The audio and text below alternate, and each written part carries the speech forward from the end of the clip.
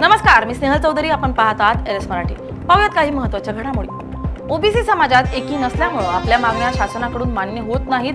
जातनिहाय जनगणनेसाठी 18 पगड जातींनी एकत्र यावं, लक्ष्मण हाके यांचं आवाहन. राज्य सरकार विद्यार्थ्यांसाठी संवेदनशील. खासगी क्लासेसला नियमावली करण्याचा शासनाचा विचार. तापमानात घट न झाल्यास शाळा सुरू करण्यास मुदतवाढ. गृहराज्यमंत्री पंकज भोयर यांची माहिती. मुख्यमंत्र्यांचा वंदे भारत ट्रेननं प्रवास. वंदे भारतमध्ये आल्यानं अनेक लोकांच्या भेटी झाल्या. मुख्यमंत्र्यांचं विधान. छत्रपती संभाजीनगरमध्ये पाणी संकट तीव्र. डिझेलअभावी टँकर सेवा ठप्प. पाणी पुरवठ्यावर मोठा फटका.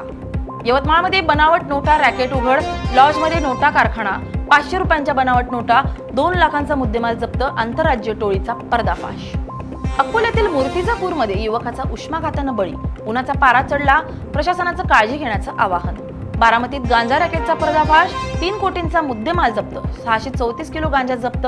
आंतरराज्य ड्रग रॅकेट उघड. दिंडोरीत बोगस बियाणं रॅकेट उघड. 6000 बनावट पाकिटं जप्त. 30 टन बियाणांचा संशय. शेतकऱ्यांची फसवणूक उघड. अमरावतीत 11 केव्ही शॉकनं युवकाचा मृत्यू. खांबावरच तरुणाचा अंत. शेतात काम करताना दुर्घटना. अमरावतीत ट्रकला भीषण आग. आग विझवण्यासाठी नागरिक धावले. ट्रकमधून उठल्या ज्वाळा. ट्रकचं प्रचंड नुकसान. या होत्या काही महत्त्वाच्या घडामोडी. पाहत रहा एस मराठी, सत्याची नवी दिशा.